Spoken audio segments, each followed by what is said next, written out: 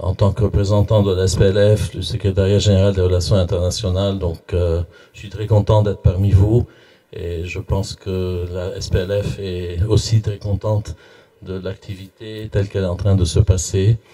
Les relations entre les pneumologues francophones, c'est quelque chose de très important et c'est quelque chose qui prend de l'ampleur de plus en plus et on espère qu'on va continuer dans la même direction pour faire avancer la pneumologie francophone dans le monde. Donc, j'ai le plaisir donc d'introduire une séance sur les pathologies interstitielles et on va commencer avec le docteur Clément Fournier qui est pneumologue à Lille en endoscopie et donc il va nous parler des biopsies pulmonaires dans les pneumopathies interstitielles diffuses et nous donner un peu les avantages et les inconvénients, j'imagine, de la cryobiopsie par rapport à la chirurgie. Merci. Alors, en préambule, pour bien vous situer le topo, on ne va pas discuter de est-ce qu'il faut une histologie ou pas dans une PID. C'est un autre sujet vaste, caution à débat, même si ce débat est en particulier tranché. On va plutôt se positionner dans la situation où on a décidé qu'on avait besoin d'une histologie et de savoir quel était le moyen le plus approprié, le plus adéquat pour obtenir cette histologie. Ce qu'on sait aujourd'hui dans les pathologies interstitielles, c'est qu'un diagnostic le plus précis possible est indispensable, car, voire idéalement un diagnostic de certitude, et au mieux une hypothèse de travail, un diagnostic de travail, parce que ça permet de connaître un peu le pronostic, le risque de progression de la maladie. Une fibrose pulmonaire idiopathique, c'est pas comme une PINS fibrosante. Et puis ça permet éventuellement d'avoir une action thérapeutique qui peut être très différente selon les pathologies. Et actuellement, il a été largement écrit dans la littérature que la discussion multidisciplinaire ou la RCP-ID, la RCP des pathologies interstitielles, pour faire le parallèle avec les RCP d'oncologie, était vraiment le gold standard pour le diagnostic des PID. Et c'est au sein de cette discussion, c'est en confrontant les données cliniques, épidémiologiques, biologiques, l'exposition du patient, l'aspect scanographique, toute cette discussion va amener à obtenir un diagnostic, enfin une hypothèse diagnostique de quasi-certitude ou pas du tout, ou une hypothèse de travail, et régulièrement la DMD va finir par dire, bon bah là, on est dans une impasse, il nous faut une histologie, et c'est vraiment une part du puzzle, mais qui n'est ni systématique, ni indispensable pour toutes les pathologies interstitielles. Alors vous avez aujourd'hui des recommandations, à la fois dans surtout dans la fibrose pulmonaire idiopathique, et j'ai extrapolé, en m'aidant du travail de Lidwin Vemo, un autre tableau pour les autres cadres diagnostiques. Et clairement, vous savez que dans les recommandations à la fois anglo-saxonnes reprises dans les recommandations françaises, que pour la fibrose pulmonaire idiopathique, si le contexte radio-clinique, et en particulier l'aspect du scanner et l'évolution du patient, permettent d'évoquer une pneumopathie interstitielle commune, une PIC ou l'UIP des anglo-saxons, qu'elle soit certaine ou probable, eh bien, dans ce cas-là, la biopsie pulmonaire n'est pas indiquée. Alors, elle peut se discuter quand la PIC est probable, mais quand la PIC est certaine, c'est plus la peine de faire une biopsie pulmonaire, et vous verrez que c'est même plus la peine de faire un LBA, et que le niveau des explorations change totalement. C'est ça qui est assez intéressant. Vous avez le détail c'est très bien fait. Vous l'avez en anglais ou en français. Et ce tableau, je trouve, est assez clair. Par contre, à chaque fois qu'on aura un autre aspect ou que l'aspect sera indéterminé pour une PIC, il faudra discuter la nécessité d'une histologie, en mettant en avant les rapports bénéfices-risques par rapport aux patients, l'espoir d'un éventuel traitement, l'espoir d'un pronostic, le pronostic pouvant amener à une indication de transplantation. Alors évidemment, je ne connais pas bien l'organisation de la prise en charge des PID en Tunisie, donc je m'excuse si parfois je fais des approximations qui concernent surtout la France, mais globalement le raisonnement est le même. C'est-à-dire après, connaître le pronostic d'un patient, ça va permettre quand même de mieux le prendre en charge. Et puis si vous sortez du cadre d'une pathologie interstitielle type fibrose pulmonaire, Soit vous avez un diagnostic évident, par exemple, vous avez un syndrome des antisynthétases, vous avez une polyarthrite rhumatoïde associée à un aspect de fibrose, vous avez un malade exposé à l'amiante qui fait une asbestose. Bon là, il n'y a clairement pas besoin d'histologie. Soit pareil, la discussion multidisciplinaire, souvent, va dire c'est peut-être une PIC, c'est peut-être une PHS fibrosante, ou alors on hésite, peut-être c'est une PHS dans un contexte de maladie auto-immune, mais tout le bilan étiologique est négatif. Oh, ça nous aiderait quand même d'avoir une histologie, et à nouveau, dans cette situation, on va discuter la biopsie pulmonaire chirurgicale. Alors tout ce que je vais vous dire doit être modéré par une donnée récente, c'est dans le suivi du comportement de la maladie, que ce soit une fibrose pulmonaire idiopathique ou une autre pathologie interstitielle, vous savez que une nouvelle AMM est apparue pour un médicament antifibrotique, le nintédanib, avec un avis d'expert qui recommande, si le nintédanib ne marche pas ou est contre-indiqué, d'essayer la pirfénidone hors AMM. C'est que toute PID fibrosante avec un phénotype progressif, c'est-à-dire une CV qui baisse de plus de 10%, une aggravation des symptômes ou des signes radiographiques, peut être éligible à un traitement par antifibrotique. Alors ça, évidemment, ça modifie grandement le besoin de l'histologie, parce qu'on va se dire, bon, quel que soit le diagnostic, j'ai une PID fibrosante progressive, je peux mettre en route un traitement. Dans cette indication particulière de « je veux choisir le bon traitement », ça peut modifier un petit peu les choses. Mais bon, vous verrez que dans la vraie vie, c'est loin d'être aussi simple. Donc, on est dans la situation où on a besoin d'une histologie. Donc là, 2 techniques sont actuellement disponibles. La cryobiopsie pulmonaire transbronchique versus le gold standard, la biopsie pulmonaire chirurgicale, idéalement par vidéothoracoscopie en 2022. Alors, quels critères je vais prendre pour les comparer ? Essayer de vous convaincre. Évidemment, là, je vais prêcher un peu pour ma paroisse puisque je suis pneumologue interventionnel, mais je m'entends très bien avec les chirurgiens thoraciques avec qui je travaille. Donc, on va parler des coûts, des contraintes, de la morbimortalité, de la rentabilité diagnostique, et on verra quand même ce que disent les sociétés savantes. Alors, les premières contraintes, pour les biopsies pulmonaires chirurgicales, il faut un chirurgien thoracique. Ça paraît bête, mais il y a encore des endroits où l'accès au chirurgien thoracique n'est pas simple, où le chirurgien thoracique ou les chirurgiens thoraciques peuvent être débordés par d'autres activités, ou alors des endroits où il y a un chirurgien thoracique. Je pensais historiquement, moi j'avais été remplacé à l'île de la Réunion, il y avait un chirurgien thoracique à l'époque quand j'avais été, quand il était en vacances, tout s'arrêtait.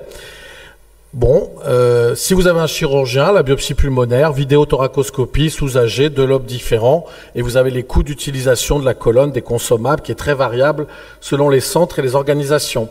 La cryobiopsie, il faut un pneumologue interventionnel formé à la technique. Le geste se fait sous anesthésie générale également, avec une Fogarty, idéalement au bronchoscope rigide, mais ça peut se faire avec une sonde d'intubation ou un masque laryngé. Vous avez des conditions précises de bilan d'hémostase où on a en gros extrapolé, il n'y a pas de recommandation précise, donc on a pris celle de la société d'anesthésie qui est utilisée pour les péridurales, ça nous semblait raisonnable. Et le coût, c'est le coût de la restérilisation d'un bronchorigide, utilisation d'un bloc, donc là on doit être à peu près au même coût qu'en chirurgie thoracique, plus une cryode à usage unique. Il y a une situation de monopole de la société RB. Pour l'instant, ce sont les seuls à proposer du matériel de cryothérapie. Et vous avez 3 tailles de sondes qui sont toutes au même prix. Une première considération, c'est que si vous décidez de développer la technique de cryobiopsie, il faut absolument impliquer vos médecins anatomopathologistes. La courbe d'apprentissage est très rapide, mais au début, c'est différent. Ils ont l'habitude de recevoir des gros morceaux de poumons, avec des carottes faits par 2 coups d'agrafe du chirurgien dans 2 lobes différents. Ils vont se retrouver avec plein de petits morceaux de 5 à 20 mm de diamètre de poumon, et c'est une sorte de puzzle histologique avec lequel ils doivent reconstituer le pattern histologique qu'ils ont l'habitude de rechercher. Donc c'est un apprentissage qui est relativement rapide quand on voit le développement en France, mais c'est un apprentissage quand même. Et donc n'envoyez pas des cryobiopsies au labo sans avoir impliqué en amont votre médecin anapathe pour le prévenir que ça ne va pas ressembler à ce qu'il a l'habitude d'interpréter. On estime qu'à partir de 5 mm, les cryobiopsies de grand axe, c'est largement satisfaisant. Vous voyez que 5 mm, c'est déjà beaucoup, c'est beaucoup mieux que ce qu'on a avec les biopsies transbronchiques, dont je n'ai même pas parlé dans les PID, car aujourd'hui, elles ne sont plus d'actualité dans les PID lambda. Elles gardent une place dans les bilans de rejet, de transplantation, ce genre de choses, et dans certaines maladies carcinologiques, mais pas dans le bilan d'une PID. On laisse le tissu se décoller de la cryode, hein, puisqu'en fait on gèle un petit bout de poumon, je vous montrerai après la technique. On tire un coup sec, on a un petit glaçon de poumon au bout de la cryode, on le laisse décongeler dans du sérum salé, on le transfère dans un milieu adéquat, puis on l'envoie au labo selon les pratiques locales. Hein. J'ai découvert que en anatomopathologie, il y avait aussi beaucoup de pratiques différentes selon les centres, et donc il faut se calquer sur la demande de son médecin anatomopathologiste. Alors le coût, j'ai pris l'exemple de la Sécu française.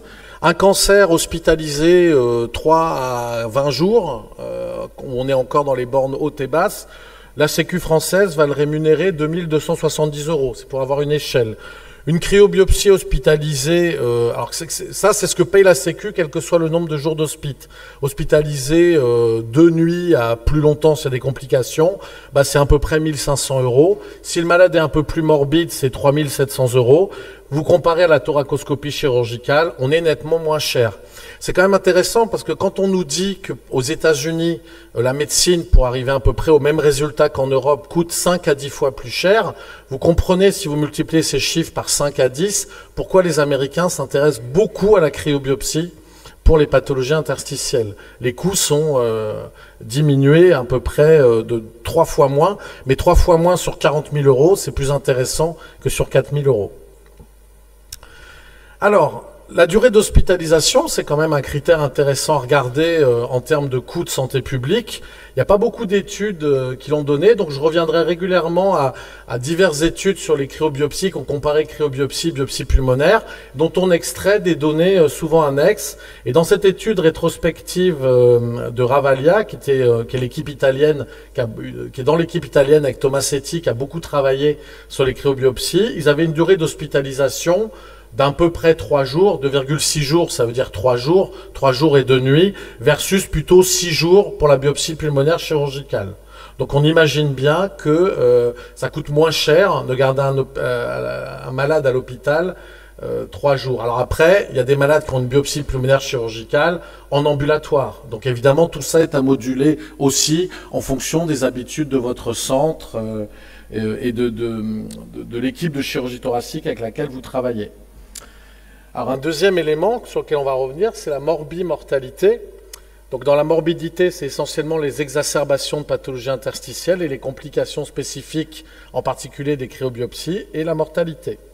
Alors les exacerbations aiguës de PID, pour les biopsies pulmonaires chirurgicales, on a des données qui viennent de diverses cohortes. En gros, on est toujours entre 1 et 3% d'exacerbation de PID sur une biopsie pulmonaire chirurgicale. Ces études ne précisent pas toujours combien d'exacerbations ont conduit au décès du patient. C'est ça qui est toujours difficile. Mais on sait que l'exacerbation, par exemple, d'une fibrose pulmonaire, c'est comme l'exacerbation de BPCO, c'est un tournant dans la maladie, c'est un facteur d'aggravation et de décès dans les années qui suivent. Pour ce qui est de la mortalité, un élément très important, c'est qu'une biopsie pulmonaire chirurgicale non programmée, faite sur un malade en aigu, ça entraîne plus de morts qu'une biopsie pulmonaire bien programmée sur un malade où on a eu le temps de faire le bilan. Et ça, c'est quelque chose que vous retrouvez souvent en chirurgie, pas que thoracique, c'est qu'en fait, le contexte de l'urgence nous amène à aller vite et peut-être à brûler des étapes dans l'évaluation précise de nos patients. Et on sait que faire un truc en aigu, bah, c'est toujours, même si c'est pas forcément à 3 h du mat, un dimanche et tout, c'est toujours plus risqué que faire quelque chose bien réfléchi, bien en programmé. Globalement, la mortalité de la biopsie pulmonaire chirurgicale, elle tourne entre 1 et 2%. Et vous voyez que ce n'est pas des petites cohortes. Si vous prenez la cohorte américaine, 12 000 biopsies pulmonaires chirurgicales, 1,7% de mortalité. Alors souvent dans ces études, ils mélangent le non programmé avec le programmé. Donc il est certain que le non programmé, ça doit monter et que le programmé doit descendre plutôt aux alentours de 1%. Si on se compare à la cryobiopsie. Alors d'abord, des complications spécifiques des cryobiopsies, bien sûr le pneumothorax, 1 à 30% des cas selon les études. Par contre, les études ne précisent pas combien de pneumothorax là-dedans il a fallu drainer. Alors en même temps, vous pourriez dire, après une biopsie pulmonaire chirurgicale, on a toujours un drain. Donc là, c'est pas un pneumothorax, c'est le chirurgien, il est rentré dans la plèvre. Il faut qu'il recolle, même si le drain, il va le garder que quelques heures parfois, il y aura 100% de drain dans les biopsies pulmonaires. Dans les cryobiopsies, dans à peu près un cas sur 3, un cas sur 5, on va avoir un drain après la cryobiopsie. Et l'autre complication rapportée dans la littérature, ce qui n'est pas trop observé dans les centres français, c'est les hémoptysies. Ça va jusqu'à 39% d'hémoptysie. Pareil, dans les études, ils ne précisent pas trop, est-ce que c'est une hémoptysie péropératoire, on a tamponné au ballon, on a attendu, on a aspiré, on a attendu qu'un caillot se forme et ça s'est réglé, ou est-ce que c'est une hémoptysie où il a fallu emboliser le malade? J'ai la notion qu'en France, dans une des équipes, il y a eu une hémoptysie grave qu'il a fallu emboliser.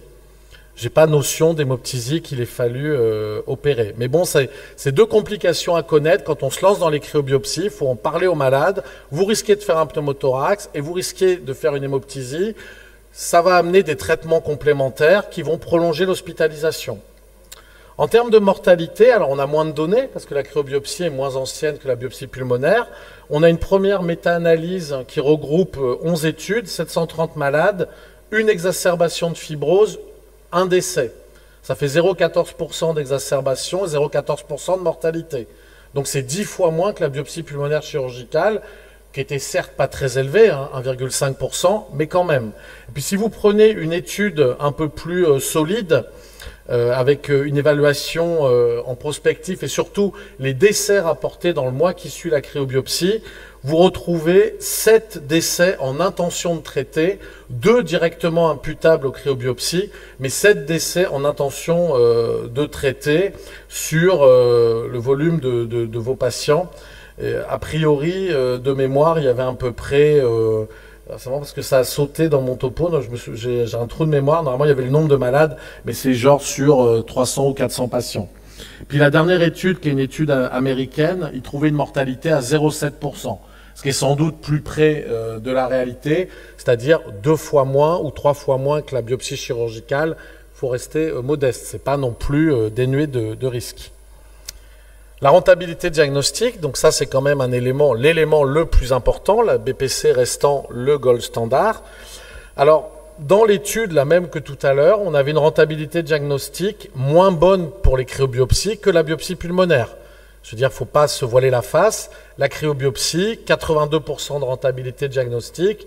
La biopsie pulmonaire, presque 99% de rentabilité diagnostique. Alors, dans cette étude, il ne précisait pas si c'était un diagnostic de certitude histologique ou un diagnostic de certitude une fois l'histologie remise dans la confrontation DMD discussion. Parce que ça, c'est un élément très important dans l'utilisation de l'histologie en PID. Vous savez que parfois, même avec une biopsie pulmonaire chirurgicale, vous remettez le malade en discussion dans une DMD et vous n'arrivez toujours pas à mieux qu'une hypothèse diagnostique de travail. Alors, la rentabilité, ça c'était un petit peu des études poulées qui montraient la même chose, à peu près de la rentabilité des cryobiopsies. Mais ce qui est surtout intéressant, c'est de voir que dans le diagnostic de la fibrose pulmonaire idiopathique, dans le sous-groupe des fibroses pulmonaires idiopathiques, la cryobiopsie est plus performante. Et ça, c'est l'équipe américaine avec Hetzel, Maldonado qui l'a montré. C'est particulièrement intéressant quand on est devant une suspicion de fibrose pulmonaire et qu'on veut absolument trancher entre la fibrose pulmonaire et par exemple une PINS fibrosante, une PHS fibrosante. C'est la question classique. Comme les traitements en plus entre PINS fibrosante et FPI sont pas du tout les mêmes, avoir une certitude est assez crucial. Ça dit toujours la même chose pour les cryobiopsies. Vous voyez un diagnostic qui oscille entre 70 et 85% selon les études. Alors, ce qui est plus intéressant, c'est les études qui ont vraiment comparé chez les mêmes patients ou chez des patients randomisés. Est-ce que vraiment la cryobiopsie, c'est beaucoup moins bien? Et là, c'est intéressant, c'est une équipe, ils prennent 117 patients avec une PID sans pattern de certitude La moitié ont des cryobiopsies, l'autre moitié ont des biopsies pulmonaires chirurgicales. Et les mêmes dossiers sont présentés 2 fois dans des RCP à 2 cliniciens pneumologues, 2 radiologues, 2 anapathes. Et on regarde comment l'apport de l'histologie augmente la certitude diagnostique de l'équipe à qui on le présente. Et ce qui est très intéressant, c'est que la certitude diagnostique, elle augmente de la même façon.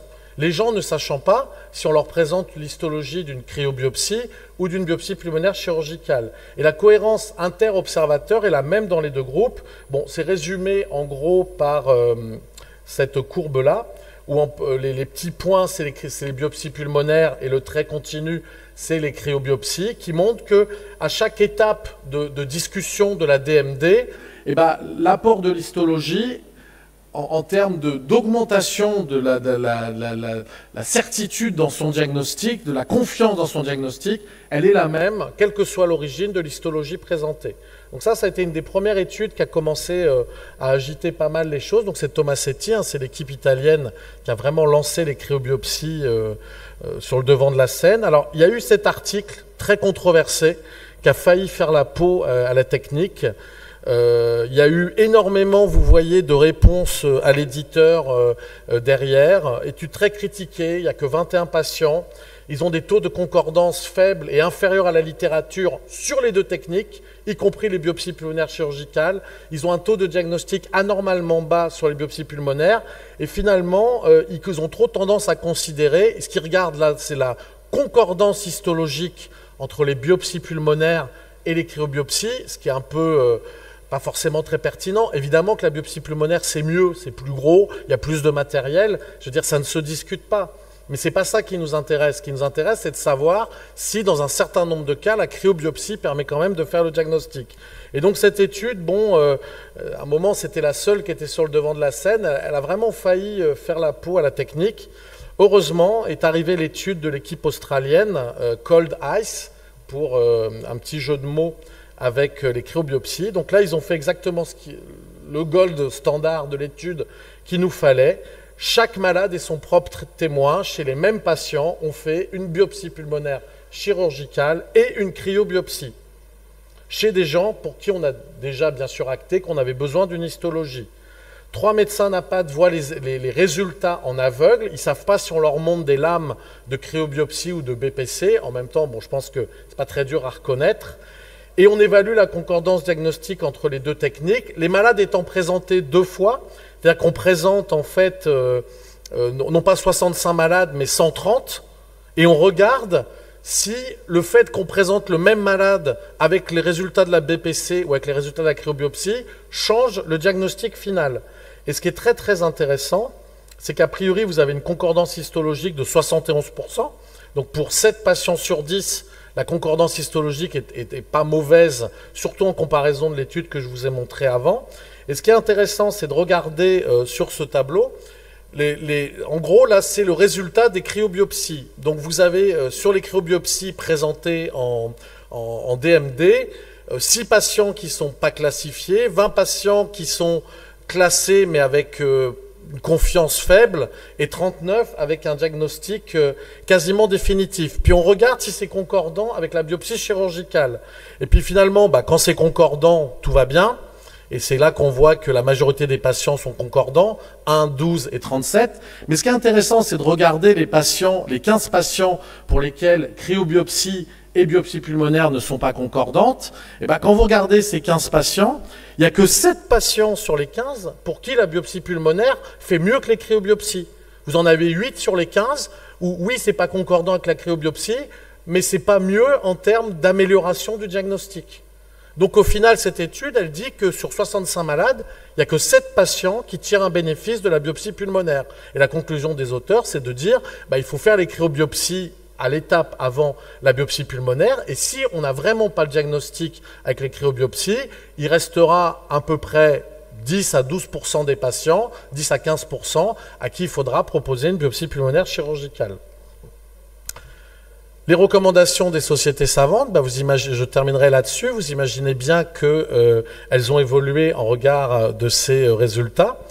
Et donc, en gros, ce qui est mis dans les recommandations américaines, anglo-américaines en 2022, c'est que il ne faut pas hésiter, vous voyez, cryobiopsy might be preferred to surgical biopsy dans les centres qui possèdent l'expertise et dans une certaine population. Vous voyez qu'ils les mettent à peu près au même niveau, et donc ils proposent que vous puissiez sans problème faire les cryobiopsies. Alors là, ils ont encore gardé le lavage. Vous voyez quand même qu'il y a la flèche, que quand on est sur une pique certaine ou probable, on n'a sans doute pas besoin d'histologie. Les recommandations françaises, elles ne tranchent pas. Elles disent que la cryobiopsie pulmonaire est une alternative minimalement invasive intéressante à la biopsie pulmonaire, avec les mêmes indications réservées aux centres entraînés. Mais ils ne tranchent pas. Ils disent, vous faites en fonction de ce à quoi vous avez accès. La difficulté étant, quand on a accès aux deux, qu'est-ce qu'on peut faire? Et vous voyez les recommandations, si on va dans le détail du texte, des recommandations anglo-saxonnes. Pas de recommandations pour ou contre la réalisation des cryobiopsies. Les auteurs, les experts suggèrent que les cryobiopsies sont une alternative acceptable à la biopsie pulmonaire chirurgicale dans les centres qui ont l'expertise. Et à nouveau, ils disent « may be preferred » parce que sans doute avec un tout petit peu moins de morbimortalité. Bon, ces recommandations, attention, elles sont surtout ciblées sur la fibrose pulmonaire idiopathique. On a tendance à les extrapoler à toutes les PID. Bon, c'est vrai que sur les autres pathologies interstitielles, les recommandations sont moins claires. Alors, il y a des contre-indications que je vous ai rappelées à la fois pour la biopsie pulmonaire, mais aussi pour les cryobiopsies. L'avantage, c'est que pour les cryobiopsies, c'est surtout des problèmes de coagulation qui vont nous poser souci. Il y a les autres contre-indications étant des contre-indications relatives et à mettre dans la balance bénéfice-risque. Dernière question, est-ce que chez un patient récusé pour une biopsie pulmonaire chirurgicale, on pourrait faire une cryobiopsie comme une alternative? J'ai trouvé qu'une seule étude, 96 patients qui ont eu des cryobiopsies. On a fait deux groupes, un groupe à risque, un groupe sans risque. Le groupe à haut risque, c'était des patients plutôt obèses, plutôt âgés, plutôt avec une capacité vitale inférieure à 50%, une DLCO inférieure à 30% ou une HTAP. Et il y avait 38 patients au risque, 58 patients à faible risque. Globalement, aucune différence de complications. Ça veut dire que les patients à haut risque, finalement, les cryobiopsies n'entraînent pas plus de complications chez eux que les patients à bas risque. Et pas de différence en termes de rendement. Alors, ça ne répond pas totalement à la question. C'est juste que, certes, c'est des patients qui auraient peut-être été récusés pour la biopsie pulmonaire. Ça dit juste qu'on peut sans doute aller un peu plus loin dans nos indications avec les cryobiopsies. En conclusion, c'est un tableau qui résume. Durée d'hospitalisation pour les cryobiopsies sont devant. Le coût inférieur pour les cryobiopsies. L'exacerbation, la mortalité inférieure pour les cryobiopsies. La rentabilité diagnostique clairement en faveur de la biopsie pulmonaire chirurgicale. Les contraintes, il faut un chirurgien thoracique dans un cas, il faut un pneumologue interventionnel formé à la technique dans l'autre cas. Des complications spécifiques pour les cryobiopsies, les complications générales de la vidéothoracoscopie pour la chirurgie thoracique. Globalement, ce que nous, on préconise à Lille, c'est que si la technique elle est disponible, on peut l'envisager après une discussion éclairée avec le patient en lui ayant proposé les avantages et les inconvénients des deux techniques, si on a accès aux deux techniques. Alors comment, si vous pouvez lancer la vidéo, s'il vous plaît, qui est en bas à droite, comment est-ce qu'on fait à Lille? On fait tout sous AG, on utilise essentiellement la cryote de 1.7. Tous les malades sont vus en consultation préopératoire comme un chirurgien verra un patient avant de l'opérer. C'est vrai qu'en pneumo interventionnel, on imite beaucoup les chirurgiens dans le mode d'organisation. Sous AG avec bronchorigide, le bilan d'hémostase, je vous l'ai dit, et on utilise la technique des Italiens et des Américains, c'est-à-dire qu'on met toujours un ballon de Fogarty en place qui est gonflé juste après le prélèvement de la cryobiopsie. Comme ça, si ça saigne, ça cantonne le caillot et le saignement dans un segment, voire un sous-segment distal. Et avec cette technique, toutes les hémoptysies qu'on a eues se sont arrêtées au stade péropératoire. Il n'y a jamais eu d'hémoptysie qui ait nécessité autre chose. Alors on n'utilise pas la radioscopie à Lille, même si les experts recommandent de l'utiliser parce que pour des raisons d'organisation du bloc. Voilà nos résultats. Bon, évidemment, ça ne veut pas dire grand-chose, c'est du monocentrique, c'est pas comparé, mais globalement, ça fait plus de 5 ans qu'on fait des cryobiopsies. On a fait 73 patients. Actuellement, on a les résultats pour 71 patients. Vous voyez qu'on a eu 40 diagnostics de certitude. Et il restait 31 patients, et quand 40 diagnostics de certitude, c'est dès la DMD, dès l'histologie, c'est dès le résultat histologique, on est quasiment sûr de notre coup. Vous voyez que sur les 31 patients qui restent, en discutant en DMD, on rattrape 14 diagnostics, donc ça nous fait une rentabilité qui est quand même à 76%. Ça rejoint exactement ce que je vous ai montré sur la littérature. J'attire votre attention sur le fait qu'il y a 9 diagnostics de cancer. C'est des gens qui sont entrés dans le circuit de la pneumo par la pathologie interstitielle. Ils rentrent pas du tout par le circuit cancer. Il y a même des patients pour lesquels le radiologue était prêt à parier que c'était une sarcoïdose. Ça m'a permis de gagner une bouteille de champagne avec un radiologue. C'est pas bien de faire des paris sur les patients, mais bon, c'est comme ça.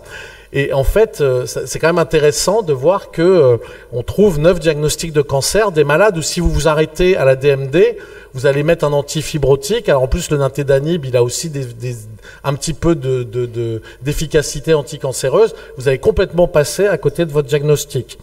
Et puis, il y a un certain nombre de patients pour qui on n'a pas le diagnostic, on a des hypothèses de travail, on a eu le diagnostic autrement, ponction sous scan, etc. Je vois que le bas de la diapo passe pas. Mais ou alors, ils sont en surveillance. Vous pouvez lancer la vidéo aussi. Si vous êtes intéressé par la technique, bon, il faut acheter le matériel. La seule société, j'aimerais bien qu'il y ait de la concurrence parce que c'est toujours bien, la concurrence, ça crée de l'émulation et ça fait baisser les prix. Mais en tout cas, si vous êtes intéressé et que vous voulez vous lancer dans la technique, surtout en achetant le matériel à la société RB, exigez d'être formé, et ils organisent des formations en France, historiquement dans mon centre à Lille au CHU, sur cochon ou sur poumon de cochon, mais maintenant il y a un deuxième centre pour les gens qui sont plus dans le sud, à Limoges. En juin, il y a 2 formations organisées. Il suffit de faire une 50aine de cryobiopsies sur le cochon, et après on sait faire. Après c'est juste de la logistique. Et je vous remercie, j'ai terminé.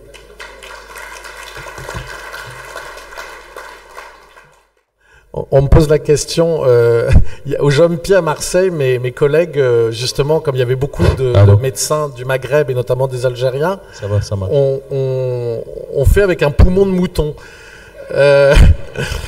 Alors l'anatomie bronchique du mouton, c'est pas la même que nous, c'est vraiment le bazar dans les bronches. Et le cochon a l'avantage d'avoir à peu près les mêmes bronches que nous. Alors en même temps, le cochon, c'est halal, mais c'est le manger qui est interdit. On va prendre 2 questions, 3 questions. Il y a là-bas, après là. Bon, je vais parler. Oula. Excuse-moi. Merci pour la présentation. Ali, vous avez les 2 techniques. Alors aujourd'hui, c'est quoi votre critère de choix? Est-ce que c'est la sévérité, la fragilité du patient? Est-ce que c'est le pattern, l'hypothèse de travail? Est-ce qu'il y a des présentations radiocliniques qui rendent plus rentable la cryobiopsie? Alors, le critère de choix, c'est dès la DMD sur des pathologies qui ne sont pas assez diffuses, trop localisées, où on imagine que la cryode, elle va où elle veut, qu'on risque d'avoir du parenchyme pulmonaire normal. Ça m'est arrivé là sur un patient il y a 3 mois. On va aller plutôt à la biopsie pulmonaire chirurgicale, parce que ça va permettre de dire au chirurgien, c'est là qu'on veut les biopsies. Après, les autres, on les voit tous en consulte, et c'est un peu le patient qui choisit. On leur expose les complications, en toute honnêteté. On leur dit, alors je vous ai mis sur la... Il faut revenir à l'avant-dernière diapo, vous avez les complications. Globalement, on est à 20% de pneumothorax drainé à Lille, donc ça on le dit aux malades, une chance sur 5 d'avoir un drain qui va prolonger votre hospitalisation moyenne de 2 jours. On n'a pas eu d'hémoptysie grave. C'est vrai qu'on n'observe pas du tout les problèmes d'hémoptysie. Et donc, on dit par contre, on est moins rentable. On va faire le diagnostic 3 fois sur 4, le chirurgien plus de 9 fois sur 10. Globalement, je ne sais pas pourquoi, il y a quand même 4 patients sur 5 qui choisissent la cryobiopsie. Mais de temps en temps, il y a un malade qui dit « j'ai pas envie de passer 2 fois sur le billard sous anesthésie générale ». Si on sent que... C'est un peu le malade qui est le critère. Si la DMD a dit c'est l'un ou l'autre, c'est un peu le patient qui décide. Et juste, il y a une étude qui semblait montrer que c'était particulièrement rentable dans la FPI, hein, oui. C'est ça? Ce qui est un peu étonnant, parce que c'est justement une pathologie où il y a du poumon sain qui coexiste à du poumon fibrosé. Oui, alors c'est peut-être parce que dans la fibrose pulmonaire, comme c'est très sous pleural, d'ailleurs on a sans doute, j'ai pas étudié, mais on a sans doute un peu plus de pneumothorax, on a tendance à envoyer la cryote vraiment bien profond. C'est sans doute aussi pour ça qu'à Lille, on a pas mal de pneumothorax et pas d'hémoptysie, parce que les vaisseaux, ils sont proximaux. Plus on va en distalité, moins il y a de vaisseaux. Par contre, plus on risque d'être sur la plaie viscérale. Moi, la seule explication que j'ai, c'est que dans la fibrose, on est un peu plus orienté pour aller au bon endroit. On va pousser vraiment au fond du poumon. Oui, il y avait une question devant. Oui. Ça va, c'est pas bon. Ça va être dur. Merci. Excusez-moi, je voulais vous demander, d'après votre expérience personnelle, vous faites dans quel territoire les cryobiopsies d'abord et combien de fragments vous prélevez? Alors on fait dans 2 territoires différents, comme le chirurgien, on essaye de faire 2 à 3 fragments par lobe. Et en général, quand c'est une pathologie diffuse, on regarde le scanner. Ou sinon, on demande à l'expert de pathologie interstitielle. Parfois, la DMD d'emblée a dit on veut le lobe inf et la lingula. On veut le lobe moyen. Alors bien sûr, il ne faut pas se tromper. J'ai failli le faire une fois où j'étais distrait par les infirmières qui racontaient ce qu'elles avaient cuisiné la veille. Où en fait, bien sûr, pas faire le lobe moyen d'un côté, le lobe inférieur gauche de l'autre. C'est jamais bilatéral, parce que le pneumothorax bilatéral, mais globalement, on essaye 2 lobes différents. Alors, sauf de temps en temps, vous avez une pathologie qui est isolée dans un lobe. Tout le reste du parenchyme est normal, dans ce cas-là, on insiste sur ce lobe-là. Une petite question, donc tu l'as bien mis en perspective, j'ai 2 questions en fait. Tu l'as très bien mis en perspective au départ, c'est-à-dire que d'abord les radiologues sont meilleurs pour regarder les scans. Après, on a inventé l'IPAF, la pneumopathie interstitielle avec connectivite. Après, on a inventé le diagnostic de travail. Puis après, on a inventé la fibrose pulmonaire progressive. Et tout ça où on n'a peut-être pas besoin de biopsie. Vous êtes un centre constitutif. Donc ma question c'est, ok, tu as donné tes données sur les 5 dernières années, mais au début c'était petit, vous avez commencé. Mais actuellement, sur la dernière année, combien vous en avez fait, vous qui avez un très grand recrutement? Et juste ma deuxième question, parce que je passe le micro après, c'est est-ce qu'on n'a pas quand même besoin d'être dans un centre où il y a une chirurgie thoracique? Alors, pour la première question, sur les dernières années, on en fait plus, c'est certain, surtout qu'on a une DMD régionale en visio. Et donc, on a notre médecin, le docteur Lidwin Vemo, qui est notre référente maladie rare, qui nous recrute des patients de tous les centres privés et publics de la région Hauts-de-France. Donc on est plutôt à 1 à 2 par mois. Et c'est vrai qu'au début on a commencé 73 patients, c'est sur 7 ans, c'est pas beaucoup en fait, beaucoup moins qu'on aurait imaginé. Et pour la deuxième question, chirurgie thoracique. Alors nous évidemment on est très à l'aise d'être dans un centre de chirurgie avec la chirurgie thoracique et c'est le bloc à côté du mien. Dans les recommandations, ils ne l'ont pas écrit comme ça. Donc moi je pense surtout il faut être dans un système où on a accès aux moyens de régler les complications. Donc un pneumothorax qui ne se recolle pas, une hémoptysie grave. Donc ça veut dire un centre d'embolisation, ça veut dire un bloc de chirurgie thoracique, mais pas forcément dans le même lieu. À Paris, qui a un fonctionnement CHU multiple pavillonnaire, il y a parfois un transfert en SAMU pour que le malade ait accès au traitement. Donc oui, il faut avoir accès à de la chirurgie thoracique. Si vous êtes dans un endroit où il n'y a pas du tout de chirurgien thoracique pas loin, je pense qu'il faut éviter de se lancer. Je suis assez d'accord, parce que si ça se mettait à saigner au point d'aller à la chirurgie d'hémostase, il n'y a que le chirurgien qui sauvera la vie du patient, c'est sûr.